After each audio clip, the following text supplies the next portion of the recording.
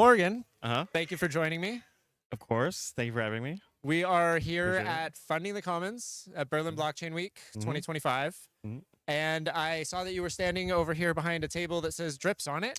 I was. That's right. Uh-huh. Cool. And I'm really curious about drips. I've Yeah. seen it coming across my social feeds. hmm It seems like, your presence at Funding the Commons also gives me this idea that there's like some value alignment between what I'm trying to do. And hmm I really value what you told me about it. So Sure. I would like to share that story and that message with the community. So Sure. let's start with like, what is drips and yeah, what's the point of all Yeah. this? What is Drips, man?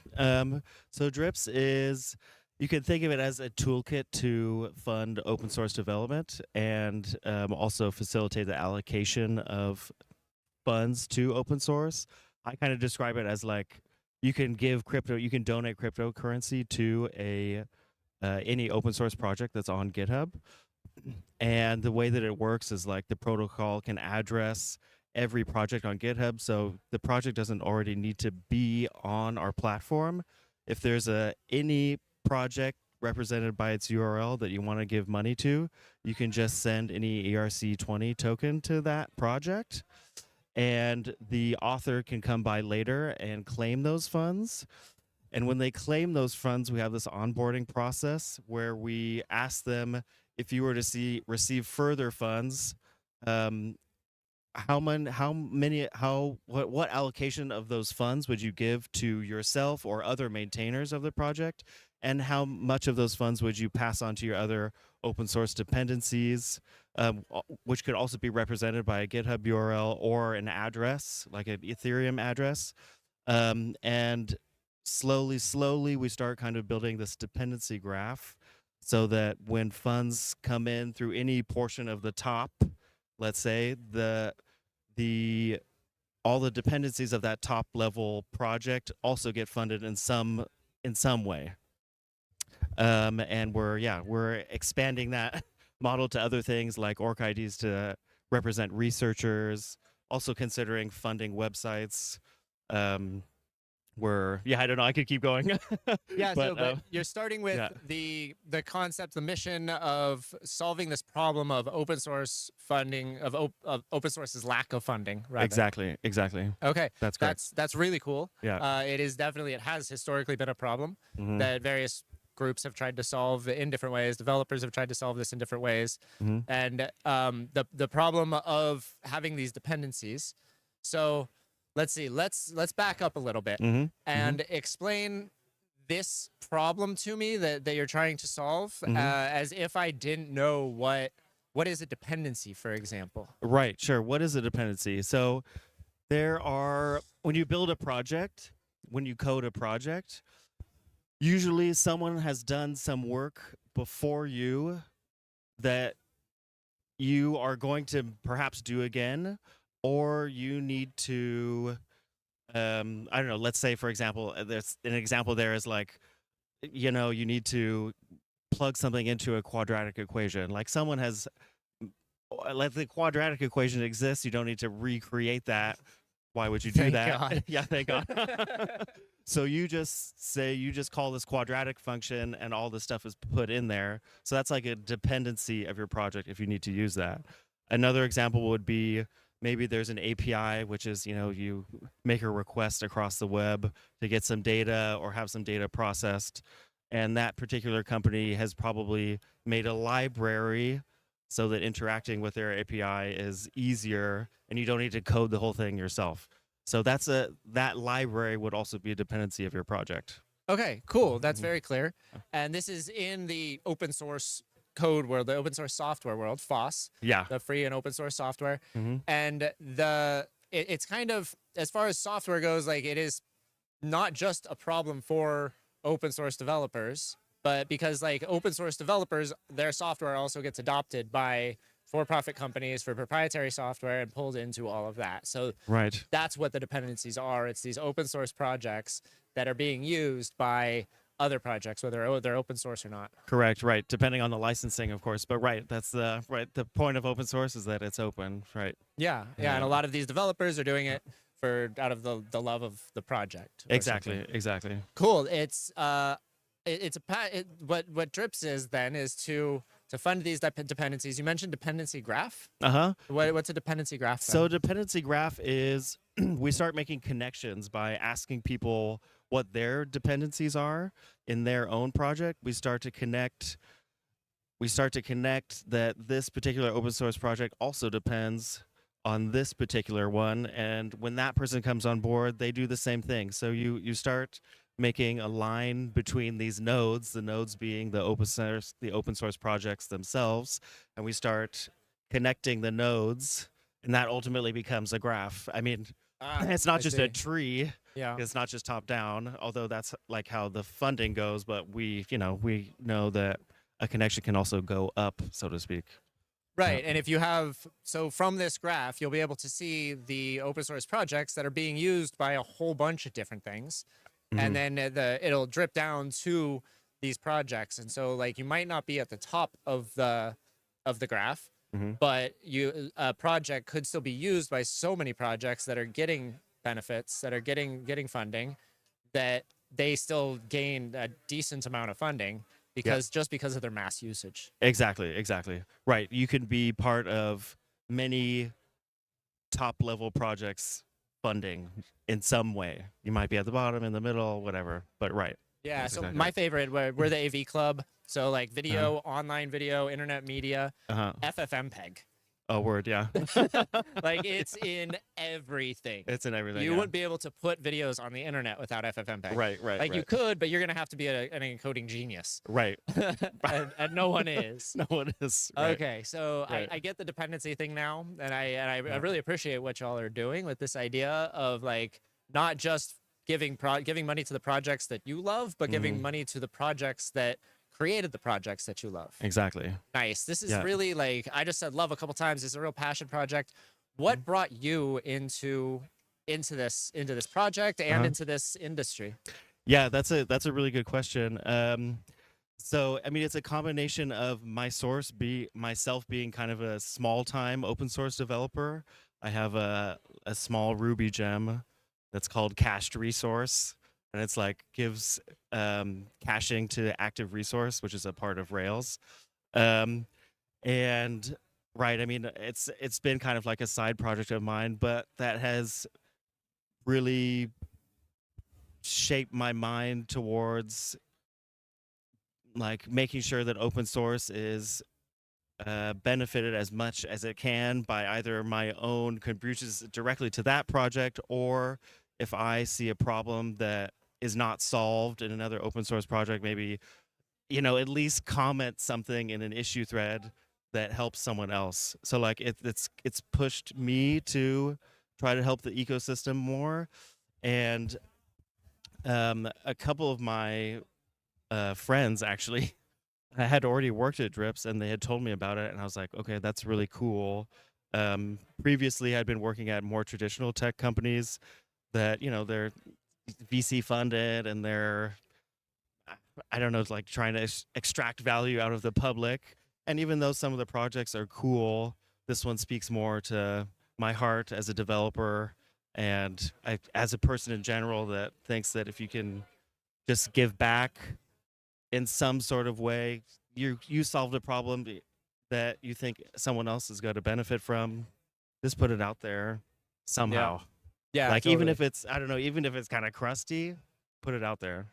Yeah. Get people to use it, get some feedback, Exactly. find some collaborators, some contributors. So you come from the FOSS world then? I mean, FOSS and fintech, sort of. well, right? let's see. Oh, it's been it's been kind of a weird thing. Yeah, tell me about your journey a little bit. Sure. So I started at Apple. At Apple was my first job, and I was developing internal tools with Rails for the marketing communications department. That's kind of what spun out this initial open source project that's like been going on now for a long time. And then I was at LinkedIn working on like Profile 2.0 in the front end. And then I did kind of a journey of a bunch of startups also while moving to Germany, just like glossing over a lot of stuff. But let's see, the thing I did before moving to Drips was it's called Minerva, and it was a Chrome extension paired with a web app that allowed you to capture the steps that you would make on a website, and then you could replay them, and then you could also turn that replay into content. So like some sort of video or slideshow narrated by your voice or like an AI voice. And we also used a version of FFmpeg that worked in the browser to turn that stuff into a video. So yeah, really it's cool. been like it's all front end basically is where I come from, but it's been kind of a wild, funny journey. That's cool. But so Drips is that your intro to cryptocurrency world? Yes, Into this industry. yes, you're right. So like I am somewhat new to it. I mean, I started at Drips in October 2024, and right, what is it now? It's June 2025. Yeah, yeah. Who knows? Who knows? Yeah. You're right. So I'm like somewhat new to like I maybe say like the developer side of Web3. I've been a user, like a I don't know, financial or like what would you say? Retail user of crypto for a while. Like I've had Bitcoin or whatever, and threw some money into things here and there, and experimented with the weird financial products that people throw on the internet. But but yeah, this is my first time actually being like kind of on this side of the screen, so to speak. It's very cool. You seem like a Yeah. natural, standing thank over here you. behind the table and just talking to anyone who approaches. Yeah, thank you. I appreciate it. Do you go to a lot of events, live events? I not recently. The last thing I went to was DevCon, in Bangkok. The one in Thailand, yeah. The one in Thailand. Yeah. Wow, I wish I was there. Oh, it was great. It was awesome. It was also like a really crazy intro for me because I started and it was like 2 weeks I started, and then I was in Bangkok Wow. manning the booth, so I had to like get myself up to speed really quickly.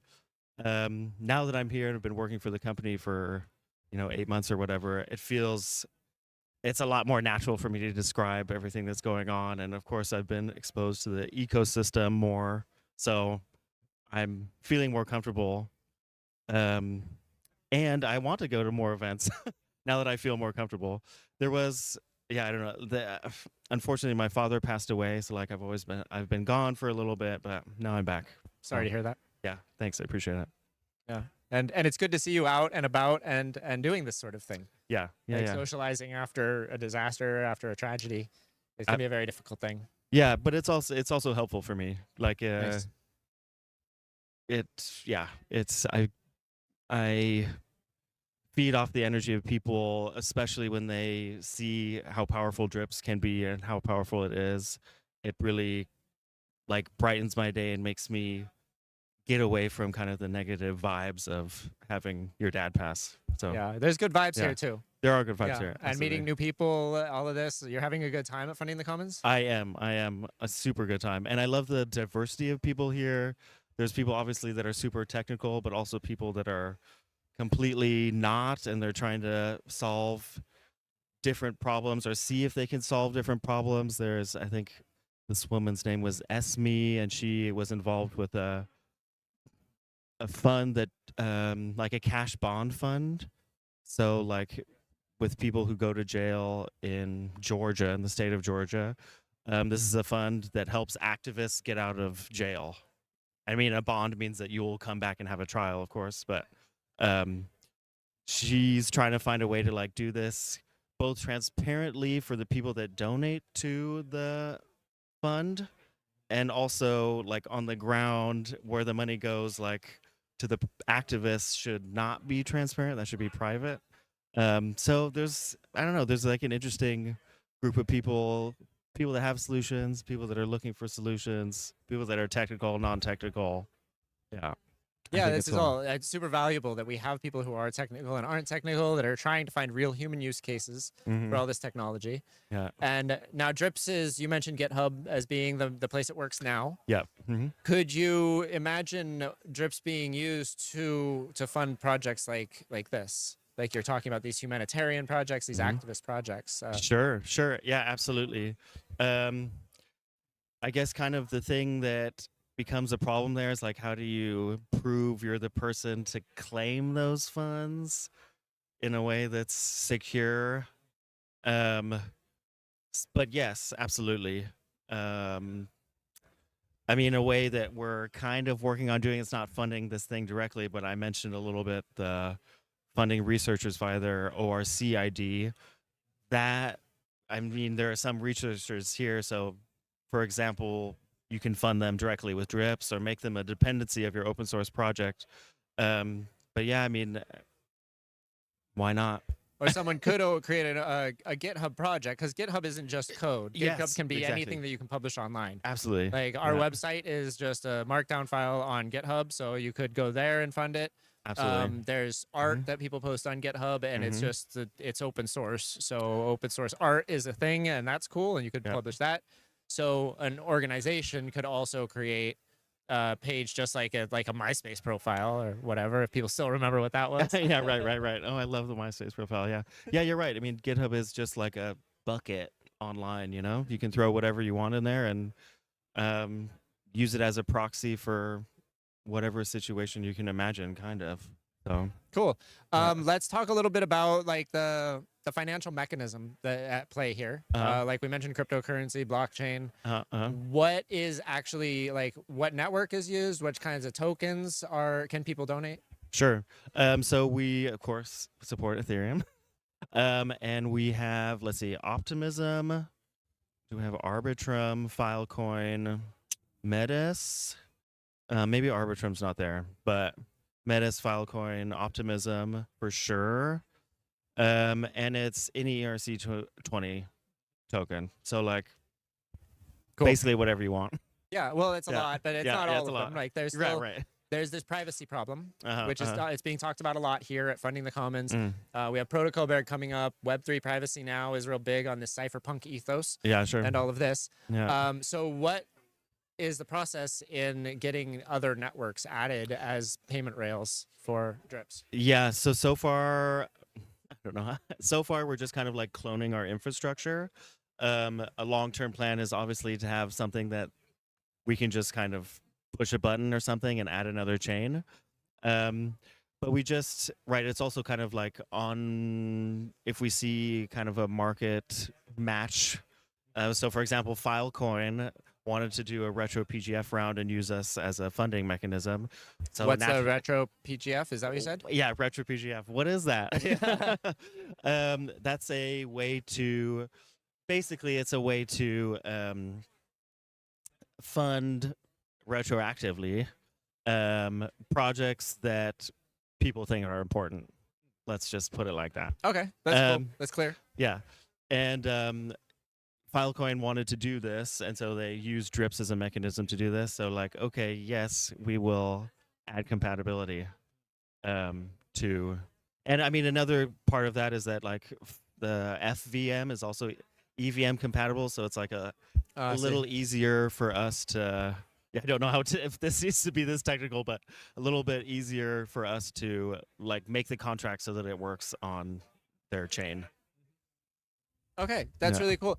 And how long has Drips been doing this? You mentioned you've been with them for since 24? Yeah, right. October 2024. Okay. Drips is around for like 2.5 years, 2 years, something like this. That's relatively young.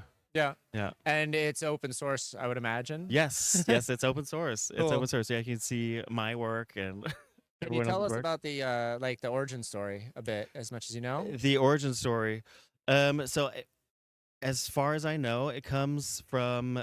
So we have like a sister organization. You might call it a parent organization, which is Radicle, which is where our founder comes from. I mean, he kind of works in both.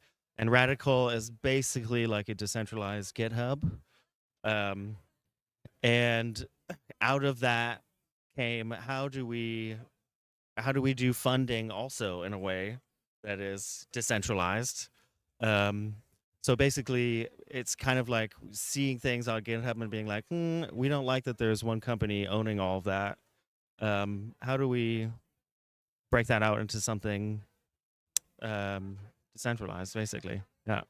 Nice. Mm-hmm. I really like this. Like there's this Mhm. decentralization piece, Mhm. which now I'm wondering, like Radicle, you said is like a decentralized GitHub, Uh-huh. but Drips works only on GitHub. Right.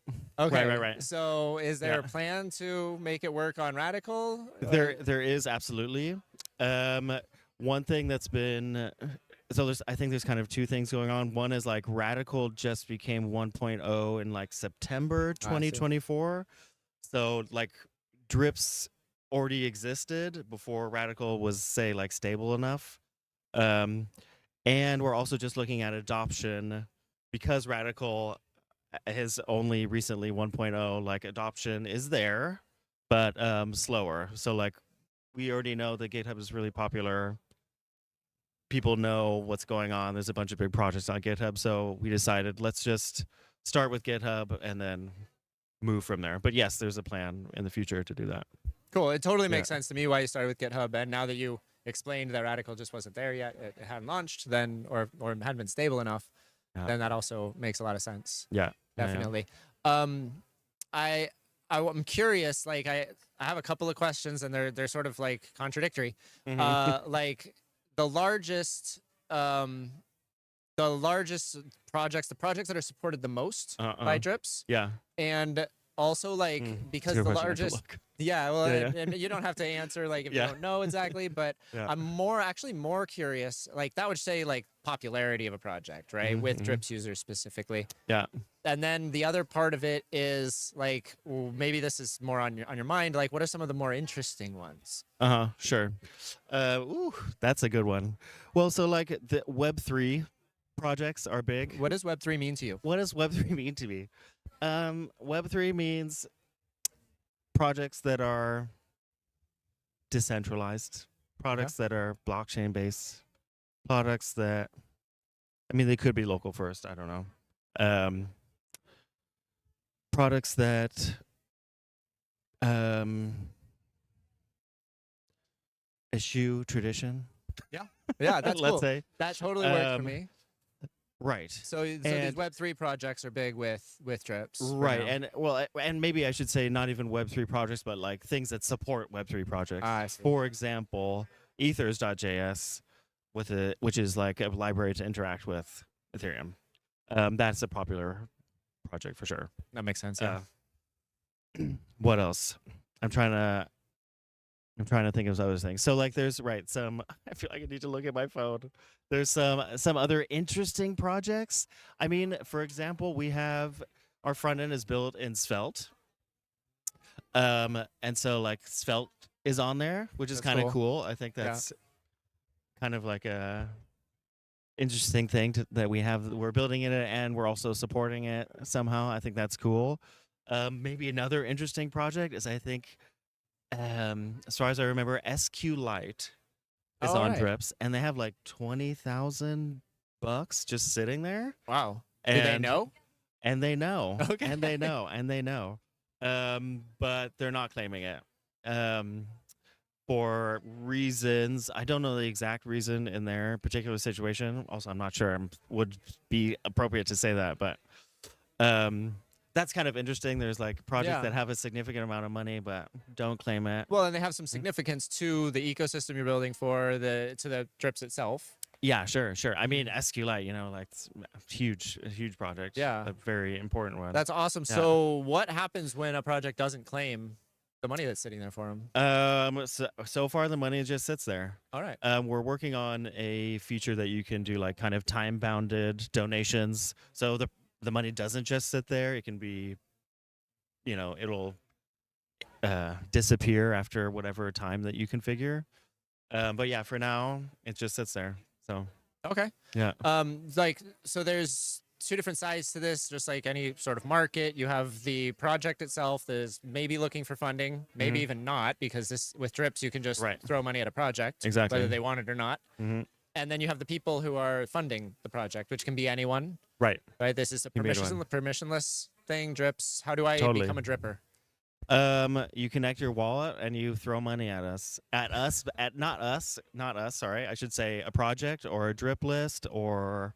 What's a drip list? And what's a drip list? A drip list is it's a set of projects. So instead of just donating to one project and then dripping down through that in one transaction, you can donate to like 10 project, well, up to 200 projects. Wow. Yeah, Okay.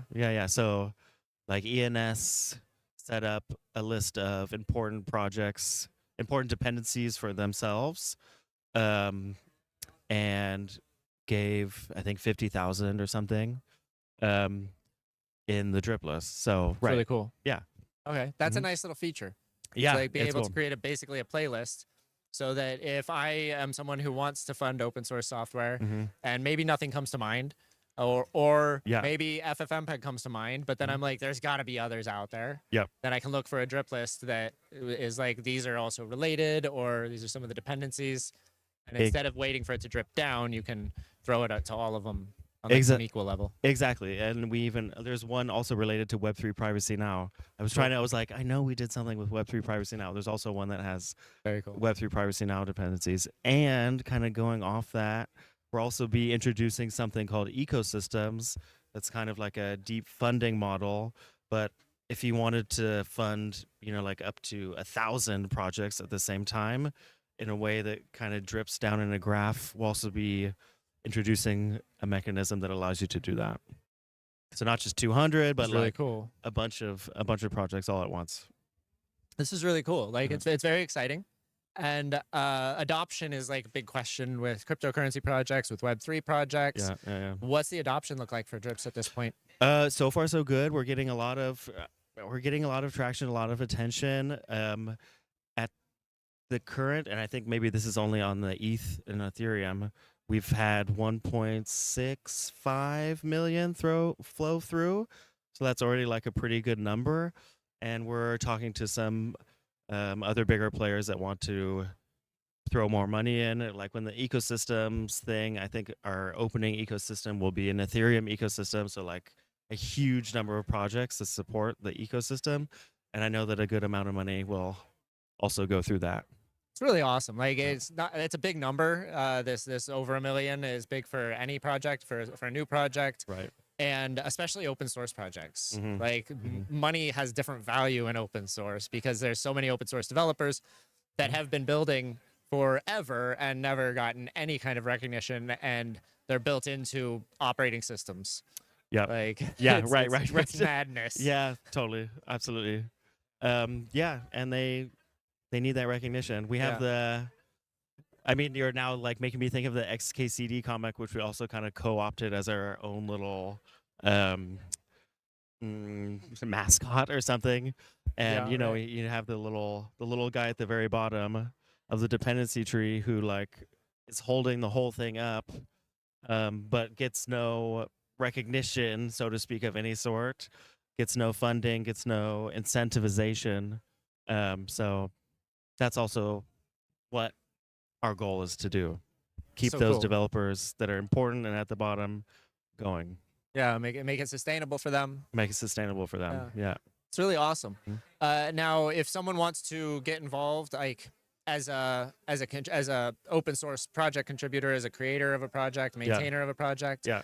is there a way for them to put themselves on some kind of a list? Do you have a discoverability thing going on? That's interesting. As a maintainer of like a project on Drips or On GitHub, like On if GitHub, I have a yeah. project on GitHub Yeah. and I want people that use drips to know, like, I know what you're doing, and it'd be cool if you would support me. Is there a way to do that? Yes, absolutely. Sorry, I didn't understand. Yes, you can. We have kind of a thing like a support button. I mean, it is exactly a support button. So if once you claim your project on Drips, then you can embed a little support button in your README, for example, and you just click on that and you can send money. Cool. Yeah, donate money. Nice. And if you don't Crypto. do that, if a developer doesn't do that, rather, and then I'm browsing through GitHub, or I find a really good example here. Over here, we have a shield, what we're calling the shielded anonymous camera. Yeah. And it's really freaking cool. I'll show it to you afterwards. Okay. We demoed it for the first time on, let's see, what day is it? It's Wednesday. So like Monday night, I put this thing together last week. Okay. And Monday night we debuted it on a live stream, and we had 3 of us on this camera exactly, and we were all talking, and then we had one of our colleagues behind the shielded camera. Okay. And what the shielded camera does is it uses a GitHub project developed by a developer called iDevelop, I believe, and it's called ASCII camera. And it Okay. takes your video input. It runs in the browser. Yeah. So you just download the repo, and it's all local. So you execute the HTML. It's got JavaScript and CSS. Okay. And it takes the video input, which it asks for permission for, and you hit start, ask camera permission, and it renders the video as ASCII text on the screen on the web page. Cool. And you select it, and it all changes into just alphanumeric characters, keyboard characters, periods, and whatnot. Nice. It's really freaking cool. Cool. And you can edit the CSS and make it change the colors of the text. You can change the font, the background. Cool. So it's really awesome. I'll Nice. show you right after this. Okay. And I'm really stoked because like I come from privacy background, like with the ZK in our name with the ZKAV club. Right. And I want to enable people to tell their story and to remain anonymous because we have a lot of people at these events, at Berlin Blockchain Week events, that have great ideas, but there's these Chatham House rules where it's like you can talk about ideas that people have shared, but you can't give them any credit. You shouldn't mention their name. Sure. And nobody's going to sit here on my camera and talk and have their face seen if they're talking about something potentially dangerous to them particularly. Yep. So we've kind of we've done this by supporting this by using this open source software that I would love to support this developer. So if I go to github.com/iDevelop/ASCII camera, the repo, and I don't see the support button there, how do I support them? You're going to take that URL that you put in for the repo or that you found by searching or whatever. You're going to go to drips.network. And you can use our search bar. We have like a little search bar at the top. You can just put that URL in there, and the entry for that repo should appear. Click on it, and you'll go to the project's account page. And the account page will tell you like this project isn't claimed, probably because they don't have the button, so it's probably not claimed. That's fine. You will connect your wallet, which is like a little CTA in the top right. And then you'll have the option to perform various types of donations, a one-time donation or a continuous donation over a period of time. You choose the rate or you choose like a time period. And then they'll get the money. That's cool. I like the recurring payments too. Yeah. That's really neat. Yeah, it's an interesting incentivization mechanism for a developer that it's not just a one-time thing like, okay, cool, I don't need to work anymore. I mean, people are probably normally better than that. Yeah, well, I think open source developers aren't doing it for the money. Yeah, exactly. But I mean, if you were in a situation where you wanted to maybe push a little bit, give some incentive, then you can set up a stream that's going to last a certain amount of time. You can stop, you can pause the stream. Say if, I don't know, work isn't being done that should be done. So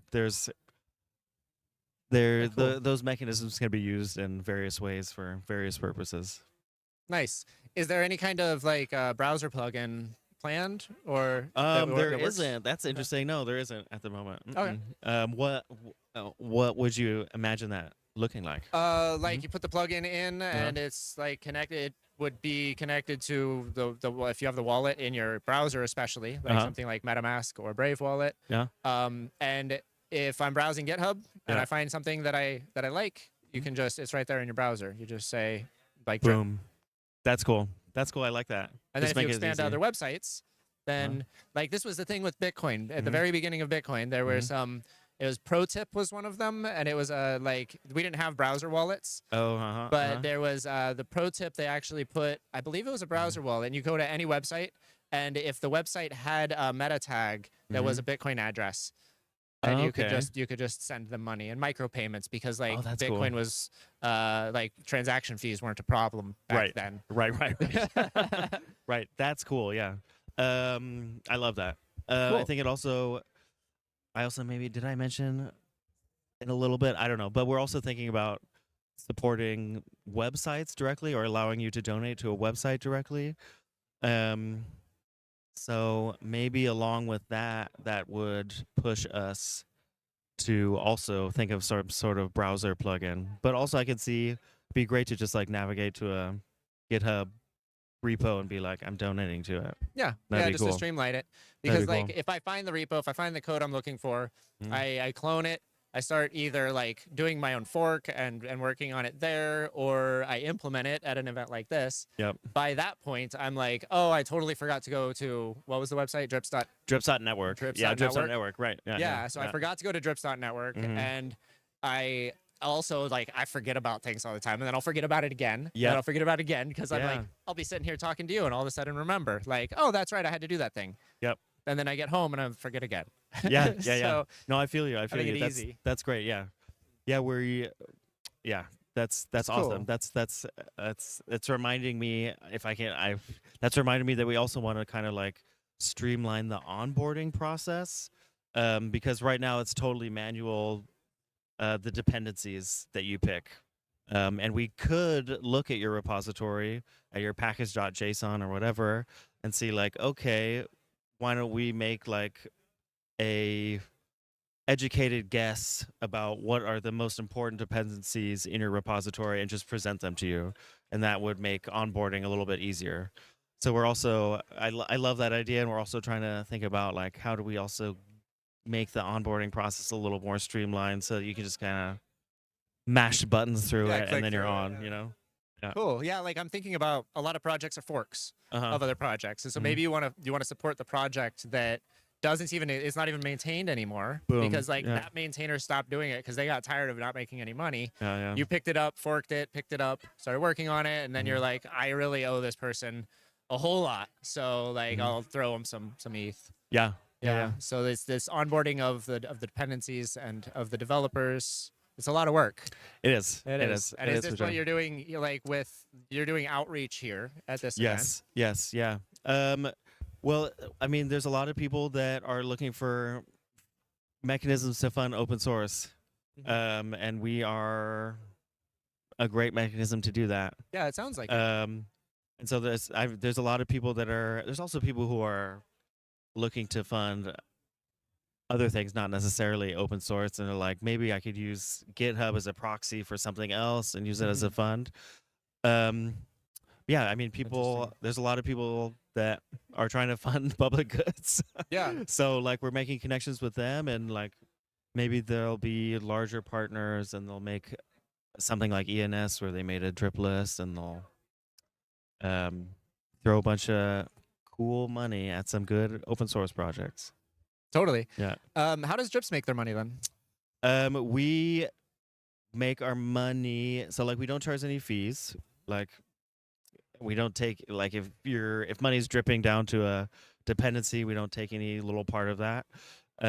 Right now, if we have like a larger partner, I guess like again like ENS or Octane or maybe Web3 Privacy Now, we might ask them for a little kickback. But there's That's no cool. fees there's no fee or any structure right there. We're just trying to get people on board and funding open source. That's really cool, and Yeah. it's so refreshing to hear. Yeah. I was expecting like, oh, we take the bucket. You know? Yeah, right. Like it's all drip, drip, drip, and we're Right. just gonna Right. We'll take 90% of that, Rug yeah. pull. Yeah, no. That's really nice. Yeah. It's all feeless. And we also sponsor the gas for certain transactions, I think, No like claiming a way. project, for example. Yeah. That's Yeah. nice. It also kind of depends on the blockchain, but yeah. Yeah. Cool. Again, we're trying to get projects, etc., on board. So like, you don't need to spend that money. Just get yourself on board, claim your project, tell us what your dependencies are. Yeah. The goal is to fund open source and get people on board. This is really awesome. Yeah. I'm definitely going to look into it Cool. and get the ZK AV Club involved. Oh, hell yeah. Yeah, because like we have dependencies that Yeah. people won't think about. Like what we do is all focused on we do media, so like people wouldn't think that recording and distributing, like they're like, what, you buy a camera and then you put it on YouTube, and there's no open source here, but like Sure. what we do is decentralized and open source. We do a lot of education, Cool. and so like I can already think, like mentioned FFmpeg, easy one. Oh yeah. Caden absolutely. Live, awesome software that Okay. open source video editing. Like Nice. I struggled with that for years before Caden Live became the thing. Okay. Yeah. OBS, the open broadcasting software Cool. that all of the gamers use. Like shut up. It Okay. became I'm it learning now. became like this is crazy because Uh-huh. the live streaming software Okay. that is the industry standard is open source software, That's cool. and it always has been. Amazing. And it's like, how did this happen? It's one industry where like the gamers just took it, and now there's some others, but most of them are just forks of OBS. Okay. So okay. these kinds of, they're not necessarily dependencies for the AV Club, Mhm. but it's like more like a recommendation list. Yep. Yeah. And they're definitely projects that I support in one way or another. So Absolutely. I see a lot of alignment here and a lot of potential. I love that. So this is super cool. I'm really excited. Cool. So I I'm want very to talk happy to to you hear. more about like Berlin Blockchain Week. Okay. Sure. But first, let's wrap this up with like, how do people? You mentioned Drips.network. Uh-huh. How yeah. else do people follow Drips, get involved with Drips, become Sure. a dripper or a dripped upon? Drip upon, yeah. Yeah, we're on Twitter or X, whatever. I think also just like Drips on Network. What is it exactly? Something like that. Where else are we? We have a Discord. Okay. And right, there's like a public channel. There's a bunch of public channels where you can come ask us questions, or if you want to like file a bug or have a feature request. That's probably like the best way The Discord? to interact with us. If you're trying to get like more deep into what's going on, or like have any particular questions about the platform, you can also use X though. I think we're pretty active there. So Okay. Very cool. So like, go to the website, find the X link, find the Discord link, there you go. find the GitHub link. Find the GitHub link. Right. Yes. It's there too. Yeah. Right. Yeah. Drip to us. Donate to us. Yeah. Does that happen? Do people drip back onto- We've had some donations. Yeah, for That's sure. really Yeah, cool. Yeah. That's awesome. is. I really like this project. It sounds really nice. That's great. I'm so happy to be a part of it. Yeah.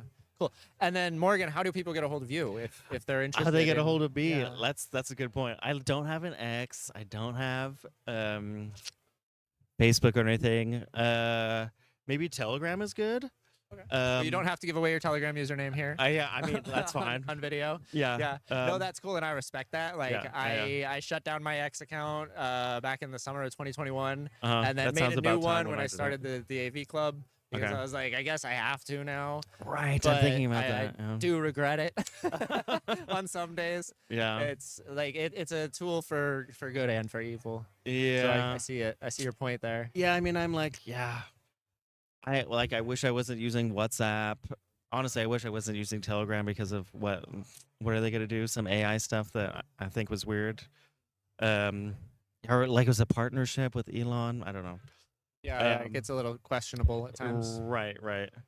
And like, I mean, Instagram. I love Instagram, but I try to use it like right only. Yeah. Signal I use definitely regularly with my Right. good friends. So Fantastic. Yeah.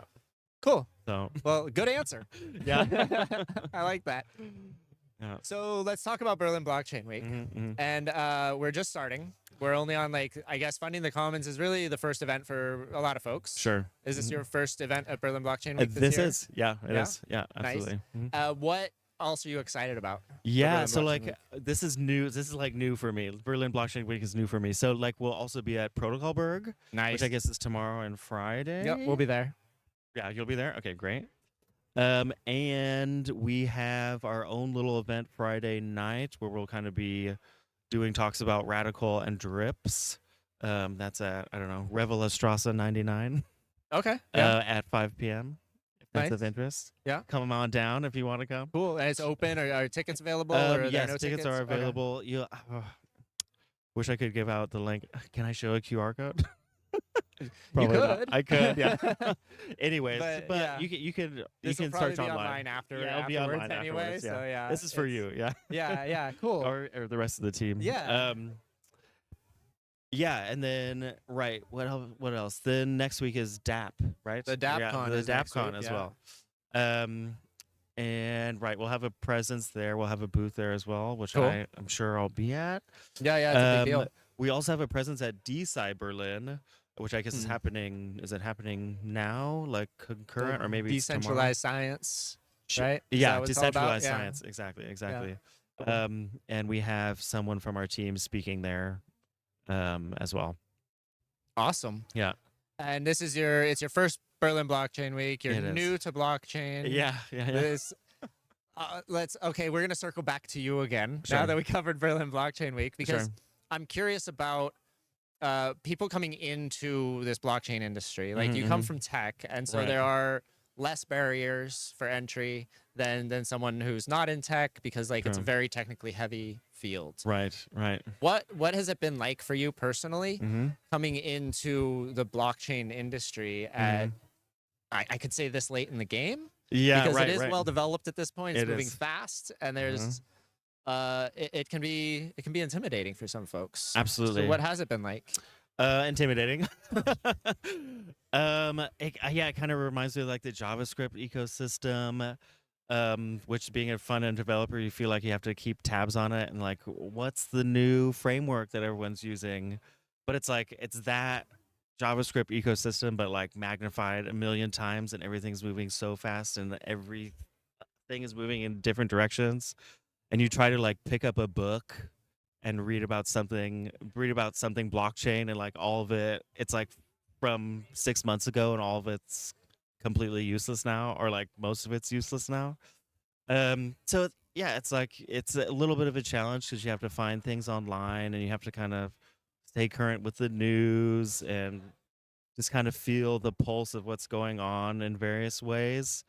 And it took a while, and absolutely it was super intimidating. I mean, especially 2 weeks in, like being in DevCon, I was like, where am I? What's going on? So yeah, but it's also nice to have a new challenge and discover more about how I learn about new things now at a more advanced age, so to speak. But yeah, I mean, it's intimidating. It was hard at first, and now I'm feeling more comfortable with it, and there's still more comfort I would like to find with myself in it. That's really great. Uh, Yeah, you seem very much like at peace in this environment, enjoying the vibe. Yeah, thank you. I do absolutely. Yeah, and again, it's really nice to talk to people, learning from people. That's how I also keep myself fresh about what's going on here, and try to understand the culture and the tech around everything slowly. Nice. Well, it's been a pleasure talking with you. Yeah. Thank Nice you. to talk with you Thank too. you very much for joining Super. me. Yeah, you're And welcome. I hope to catch you at other events soon. Yeah, me too. Maybe DAP? No, not DAP. You'll be a protocol bird. I'll be a protocol berg for sure. Yeah. Okay, like sweet. tomorrow, the next day. Perfect. So yeah, definitely. Thanks again, Nice. Morgan. Yeah, you're Appreciate welcome. it. You're welcome.